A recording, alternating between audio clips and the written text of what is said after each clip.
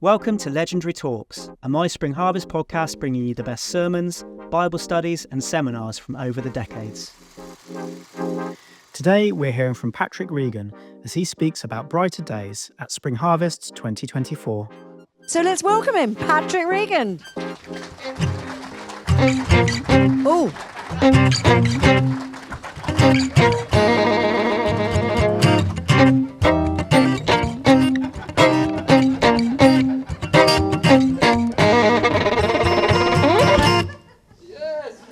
Wow.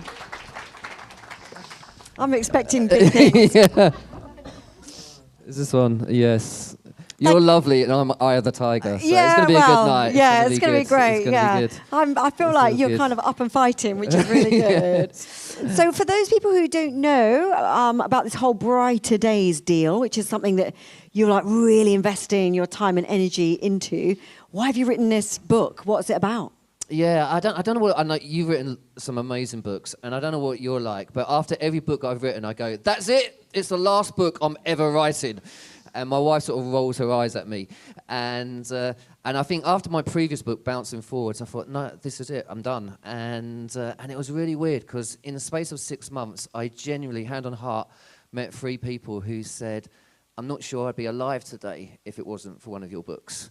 And that was incredibly humbling. And of course, you know, you write books because, I know it sounds cheesy, but you want to make a difference. You want to try and do something that's going to change someone's life, and in a really a practical way as well. And with this book, I put so much thought into it, you know, because about 9 years ago now, I had a breakdown and my whole life just unraveled, and everyone was trying to give me a book to read, and I couldn't even read a paragraph, not alone a book. And so I sort of wrote it for me 9 years ago, and I tried to do short stories and poems and illustrations and just to try and give people a little bit of a different perspective. I have this dog called Hope, which some of you will know. There's my dog, and she's not that cute. She doesn't like it when That's why we came tonight, for the dog pics. Yeah. And obviously, you know, some of you may have heard me say this before, but Hope is a really stupid name for a dog. Can you imagine how my poor neighbours felt? For basically 6 months, they thought me and Dime were getting divorced, because all I used to do is shout out every morning, "No hope! No hope, no hope, no hope." In fact, they once asked me, they said, "Patrick, we heard you say that you've lost hope." And I was like, yeah, she jumped over the fence. But like, I live in Essex, which is really flat, and with one other person. And so what I try and do when I walk Hope is I just try and get up any little tangent, any little bit, a little gradient, just to get me a little bit higher. Because then when you look back, your perspective's always changed. And I guess my prayer is like events like tonight, the book, just gives people a different perspective. You know, small changes can make a massive, massive difference, can't they? And Diana always says to me, you know, if a boat goes off by just a couple of degrees, you end up in a different place. And so sometimes we could just feel overwhelmed by life, but it's really nice to know that just that one little change can make a massive difference. That is so true. And actually, I have to say, I've not only loved all your books, I've given them to so many people. And I do know the painstaking process it goes to write a book. I don't know whether anyone else here is a writer, but I mean, for me, the writing process mainly involves crying and eating chocolate. How about you? How do you go about writing a book? Yeah, to be honest, this one was different because like most authors, I probably do ridiculous amount of research. I try and read theology books, psychology books, try to read novels, try and work out what's the personal stories that go into a book, how do you build a chapter and all that sort of stuff so people can relate to it, so it feels real and authentic. But with this one, what I decided to do is every chapter I decided to ask a question on social media. So to try and make it feel really, you know, gritty and grassrootsy. So like for the anxiety chapter, for instance, I asked, what does anxiety feel like? And some of the answers and some of the things that people came back with. I remember when you asked these online, it was so powerful. Yeah, and the thing that amazed me, Kathy, was just how quickly people like came back with stuff. There was hundreds. Like it says this: anxiety feels like I'm a tiny little ball in a ping pong game being tossed from one anxious thought to the next without a minute to process. Anxiety feels like a train is running in my mind, hurtling down the tracks, and I can't stop or I can't get off. anxiety feels like overthinking and dwelling on worst case scenarios. That was me before the preach tonight. Yeah. I tell you, I do that all the time. This is a fascinating one. It's so insightful. It says, anxiety feels like there are 100 tabs open in the computer of my mind, all screaming for the attention, so my mind can't focus on one of them. I want to switch the whole thing off and sleep, but my mind won't let me.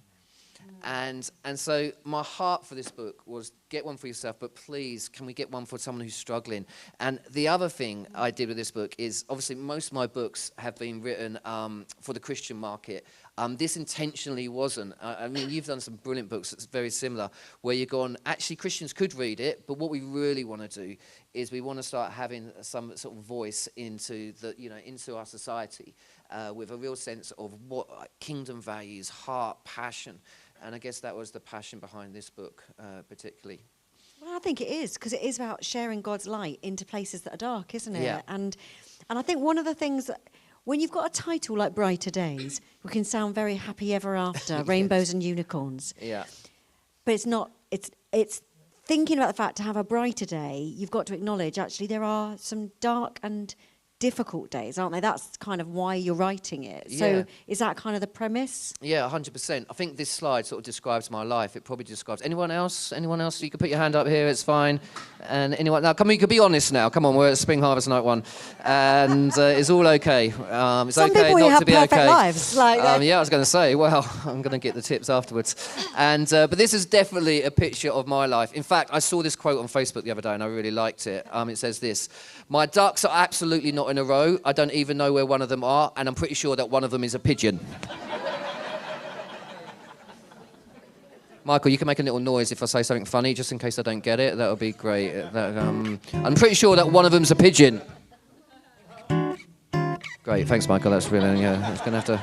We normally have a drummer at that point, to be fair, but we couldn't fit him on the stage, so he had to go. But no, I like I said, I alluded to earlier, like 9 years ago, my whole life just fell apart. You know, my kids got very, very sick.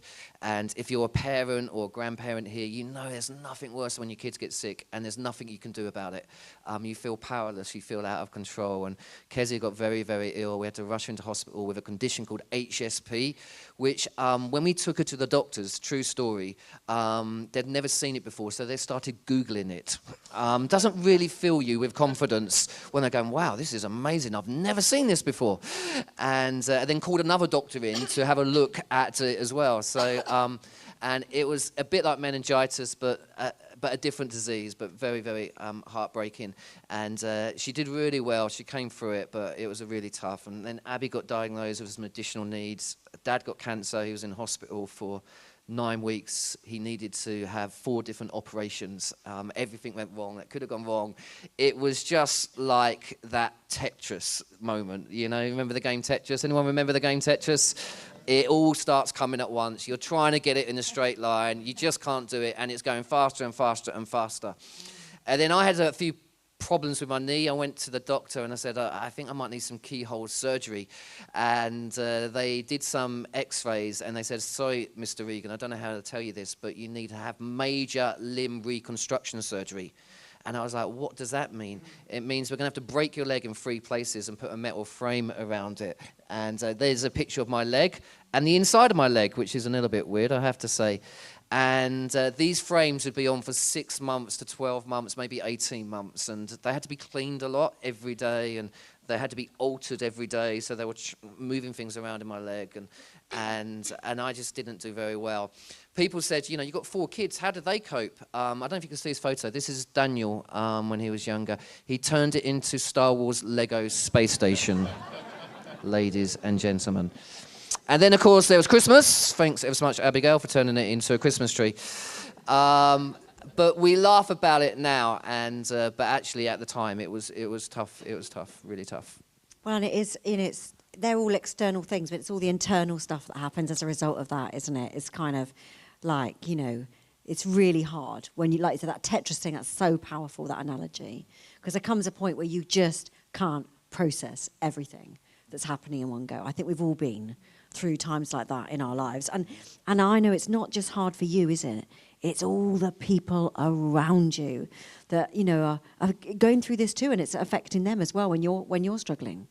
Yeah, definitely. And I think for Diane, my wife, she was really struggling. But of course, the attention was all on me because there's a massive big frame around my leg. You know, I remember being in a pub in Chelmsford, and I just walked in. And this guy came up to me and went, "Effing heck, mate," and then walked off. I was like, "Thanks ever so much. That was really friendly of you." And but Diane, you know, she was struggling, and I remember one day she just about had enough, and she went upstairs and she went into her bedroom. It's my bedroom as well. Thanks. And and she was just praying, and she was like, "I can't do this anymore. I literally can't do this anymore." And you know that saying, "There's always light at the end of the tunnel." It's like the tunnel is too long. I can't see any light.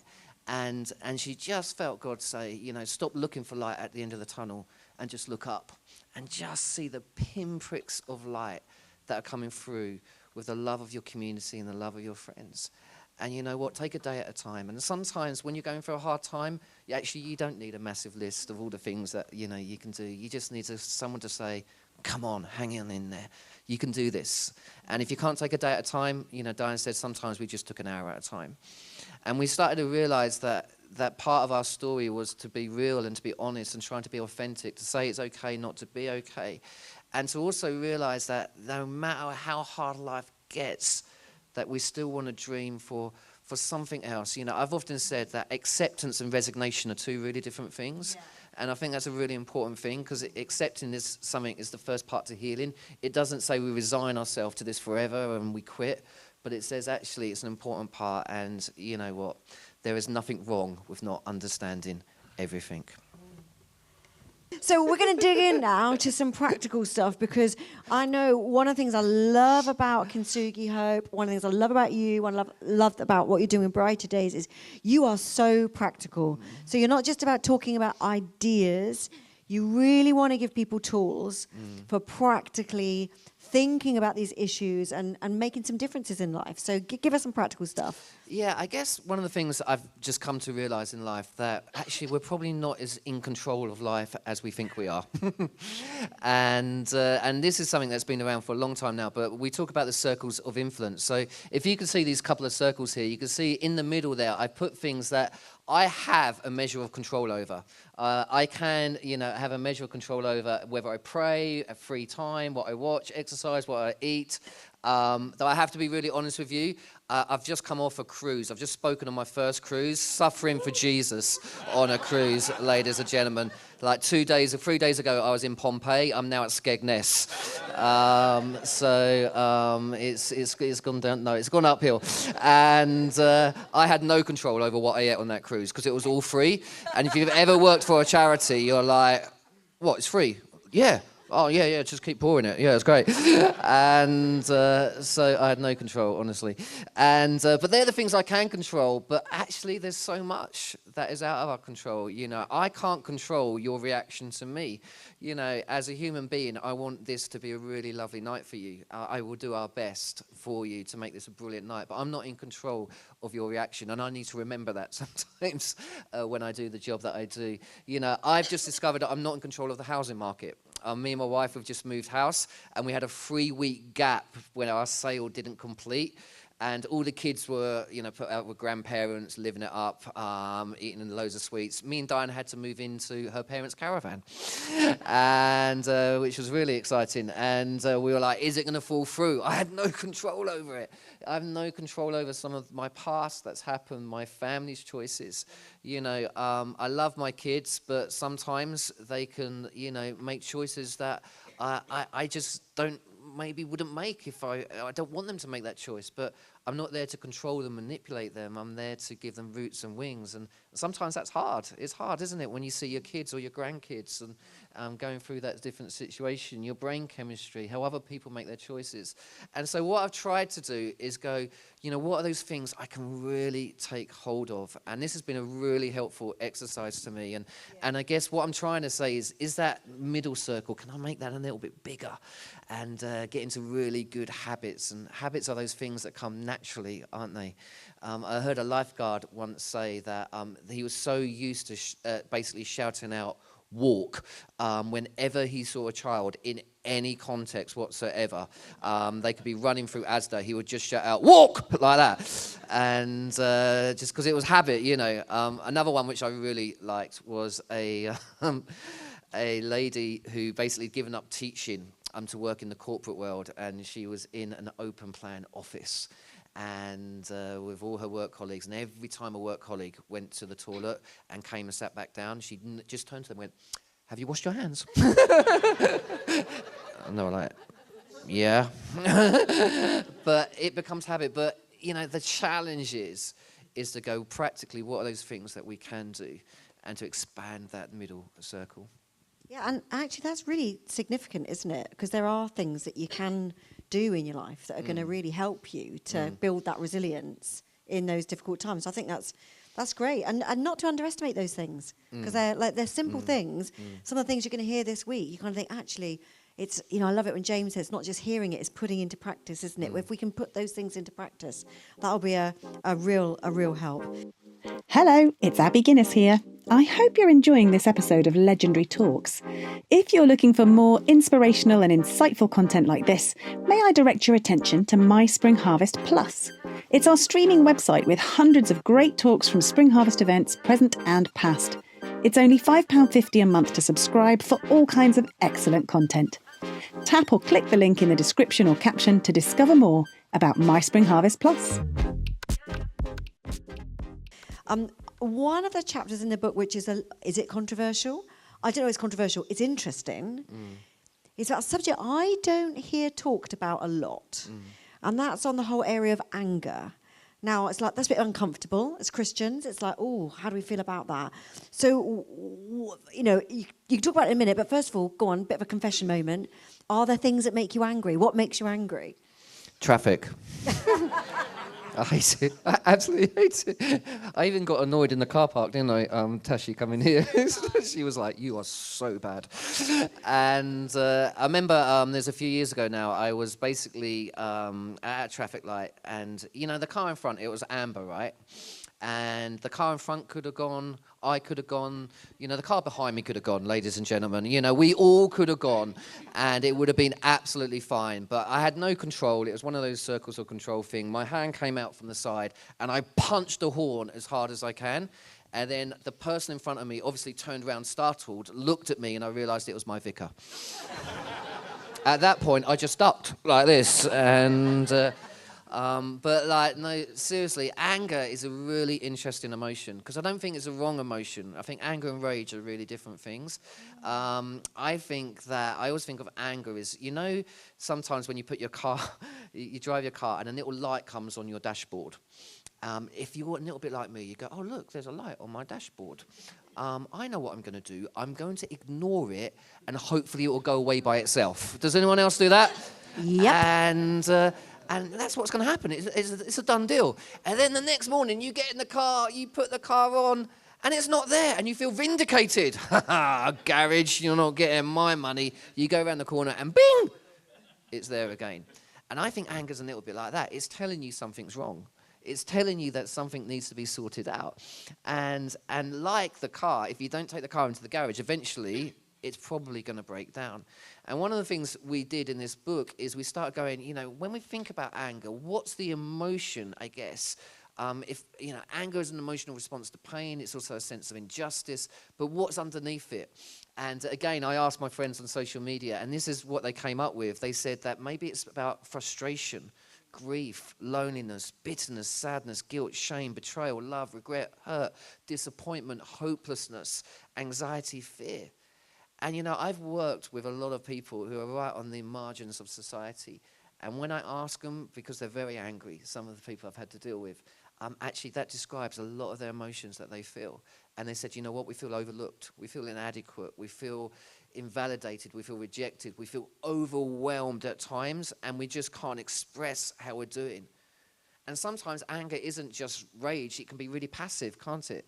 it can just seethe at times. And again, I think we've misunderstood this. And the reason we really felt like it was important to call it out, if you like, in Brighter Days and in this tour that we're doing, is I have got one of my best friends was a Met Borough commander, and he said you're never 100 yards away from a domestic violence case anywhere in the country. And he said in rural communities, only slightly more just because the houses are. He said it's the biggest pandemic that no one wants to talk about. And I'm like, well, if we can't talk about these issues in the safety and security of our faith, then where can we talk about them? So we wanted to put it in there. I think that's so useful. I think that's really helpful for me to, to really understand that, anger is sometimes a symptom. And that there are causes like behind that. And I know when I get angry, you're right. It's like it's deeply rooted in, sadness or loneliness or fear. Yeah. Those sorts of things that are kind of coming out, disappointment, betrayal, or that, and actually it comes out in, it's like kids, isn't it? When you get a toddler who's acting up, you've got to work out what's going on behind it, isn't it? So help us to think about then, so we all will feel those emotions. And like you said, emotions, the range of emotions is normal. It's normal to have a range of emotions. Yeah. Don't have to be shy about saying that. No. So how do we deal with something like anger then? Yeah.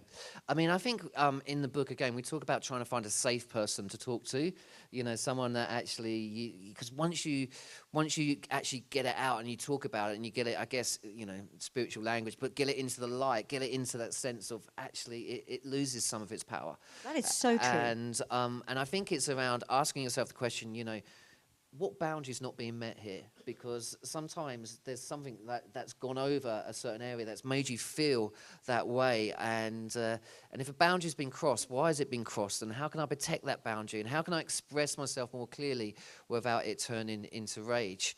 Because anger has a function. It can be a catalyst as well, used properly against injustice. Martin Luther King talked a lot about anger and how he used it and channeled it in the civil rights movement. So I think it's a conversation that we need to have.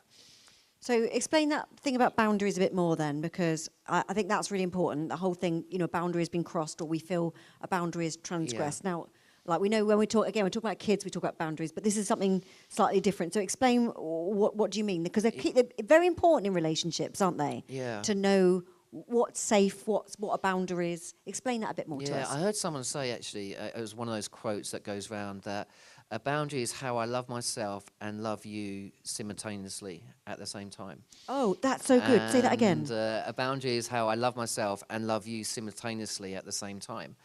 And I think it's I need to hear that. Sorry. Can we just stop that there? So it's being able to love other people, but it's actually loving yourself enough to respect yourself and look after yourself as well as loving other people. Some of us, that's all we need to hear all week. Just that. That's brilliant. True. And it's about, I think for me, the boundaries was about respecting myself a little bit more, because I always try to be all things to all people. And then I beat myself up because I can't do that. Yeah. And, it's that sense I need to be a brilliant husband, I need to be a brilliant dad, I need to, and you can become a real people pleaser. And I felt really uncomfortable saying no to things. And then I think you get a belief that actually says everyone else's needs are far more important than mine. And so you just suppress it and you swallow it. And that actually produces anger. And sometimes, there is a power in stepping away. I think that this image is really, really powerful. And sometimes relationships, even if we're honest, can go from being really healthy to being really toxic.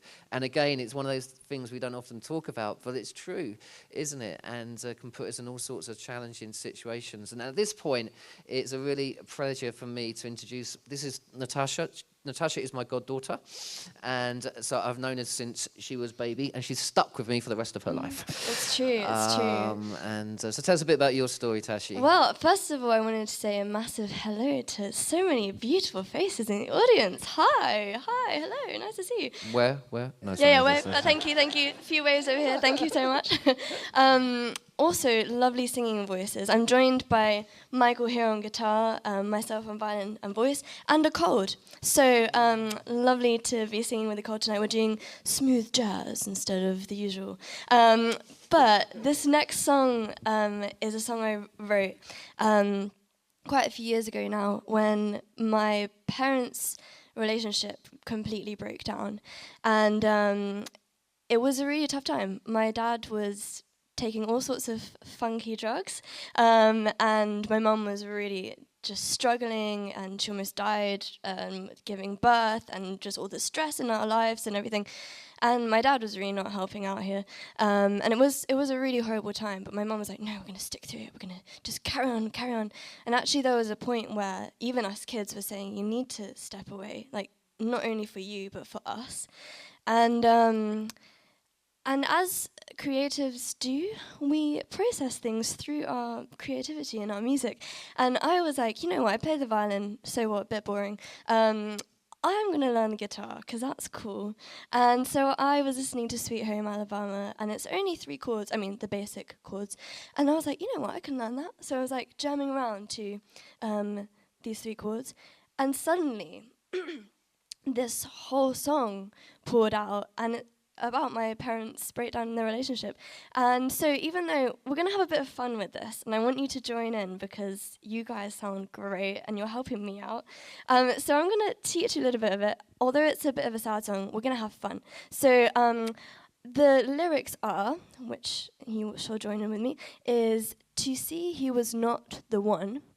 And can I have the first chord, Michael? That was beautiful. And thank you for sharing your story. Thank you for sharing some of that as well, because I know creative pieces like that come from deep places. So thank you for sharing that. Yeah, not bad. Not bad. She's got potential. You should invite her back. Not bad. Yeah. Now, talking about deep places, one of the things I love about the stuff that you teach and that in your writing as well is a sense of, even if it's not all designed for Christians, there is that sense of spirituality being important. And I actually really love a lot of self-help and self-development books. You know, I think a lot of them can be really helpful. But a lot of them just miss out this whole area of spirituality. It's almost like, oh no, we don't want to talk about that. But you're great at kind of honing in on that and saying it's quite key, actually. Yeah, I think it is quite key. And, I think like holistic health, if you like, emotional behavior, physical and spiritual health, they all go together. And spiritual health actually for lots of people is huge. Prayer is huge for millions of people from all sorts of faiths. Meditation's huge, worship's huge.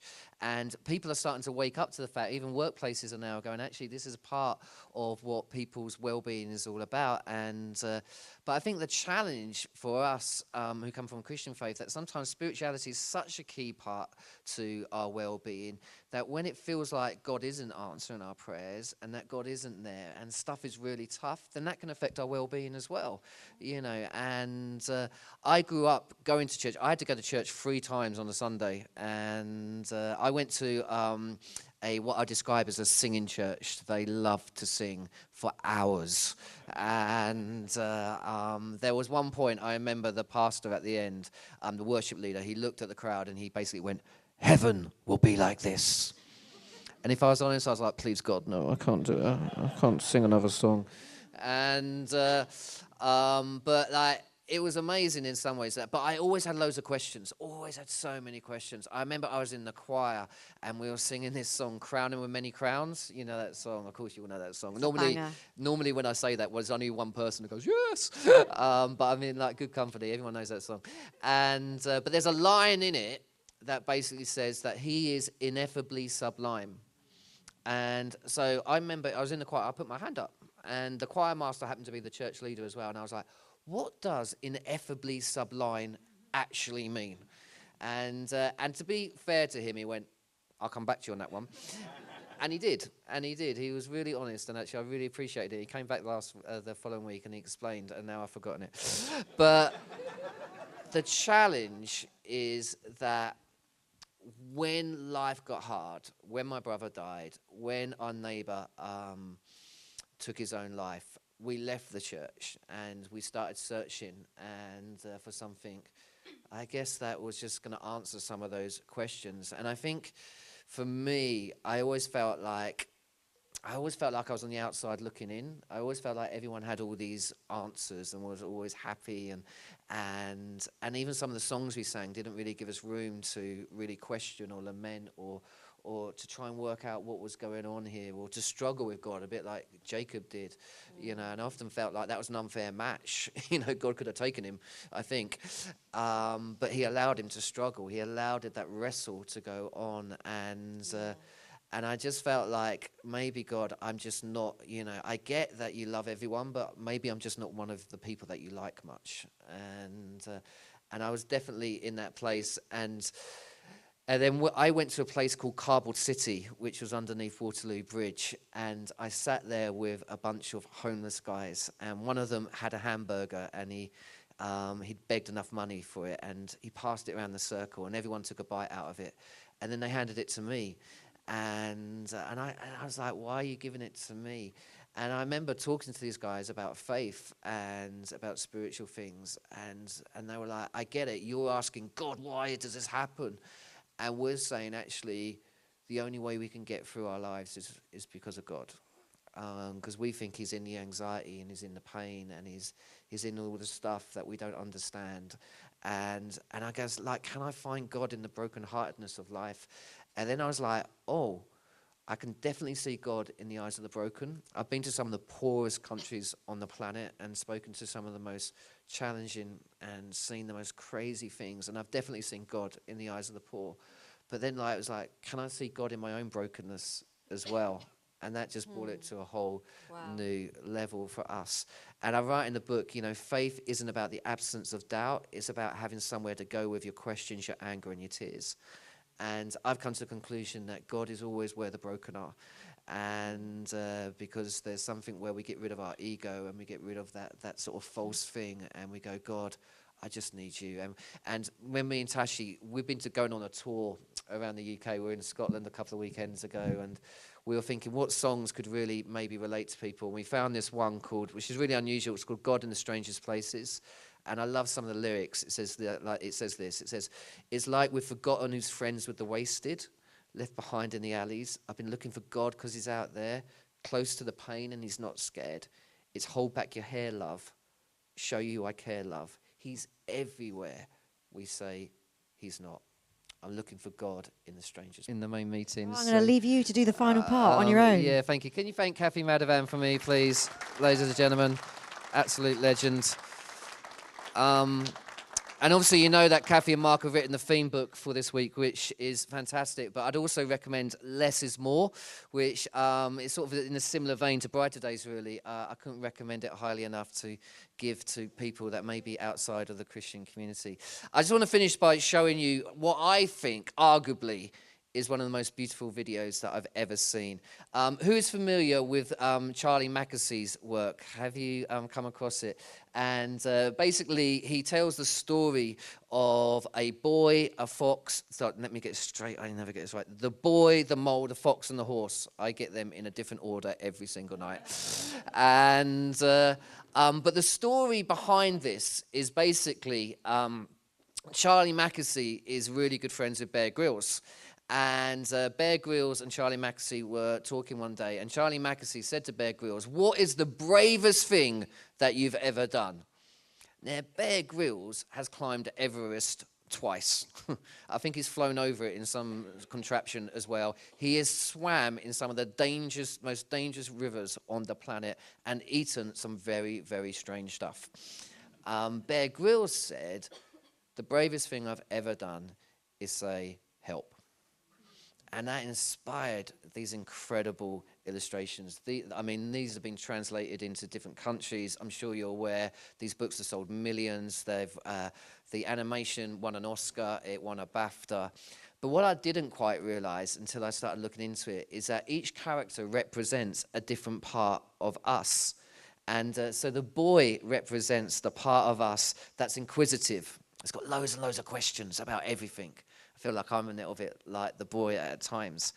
The mole represents the part of us that's enthusiastic, but a little bit greedy. Just wants more cake. The fox represents the part of us that's been hurt, so is a little bit withdrawn from the crowd. Slow to trust, but wants to be part of things nonetheless. The horse represents the part of us that's our soul, the strongest part of us, that part of us that can actually give our inner critic a bit of a kick in when it raises its voice. Check out this. We were doing this one particular tour night, and there were a lot of people from the homeless community there. And this one guy came up to me. He was a really muscly guy, and he said to me, Patrick, when you showed that video at the end, something really weird happened. I got a bit in my eye, and I got a little bit emotional. And I was like, yeah, that happens to me. I get lots of bits in my eye. And but it is beautiful, isn't it? And I guess we wanted to leave you just with one thought. You know, every single person in this room, we long to be seen, valued, and heard. We all want to be seen, valued, and heard. And yet sometimes our thoughts can be quite negative. And Tashi's going to finish with a song, and then I'm just going to read a poem out. But there's a key line, I guess, in this song that we really want you to take hold of. And just think about and meditate on maybe as we go into the night. And it's simply this. We've got to remember that you are not your thoughts. You are not your thoughts. You are so much more than your thoughts. Your thoughts are important, and they can tell us things about what's going on, like we talked about. But you are so much more than that. That you are an incredible person who's loved and is special to God, made in the image of God. And this is called You're Not My Thoughts. So I'm just going to finish by reading this tiny little poem. It's written by a really precious friend of mine. Her name's Jane Smith, and she has a rare form of blood cancer, actually. She hasn't been able to go out for a long time. She had to shield during the pandemic. She's still shielding up to about 6 months ago now. And but on the launch of Brighter Days, she managed to get herself into her wheelchair. She got a taxi. She got to the South Bank University, and where I launched the book. And she sends me poems all the time, and this is one called Just One Candle. And the reason I love it so much is because this whole book's really based on a Chinese proverb that says this: it's better to light a candle than curse the darkness. And no matter how dark or how difficult life gets, I do believe the human spirit is incredible. I think that the capacity for love and kindness and generosity is amazing. And so it's going to get a little bit dark in here. Please don't worry. I'm going to read this and then pray for you guys and send you on your way. It says this.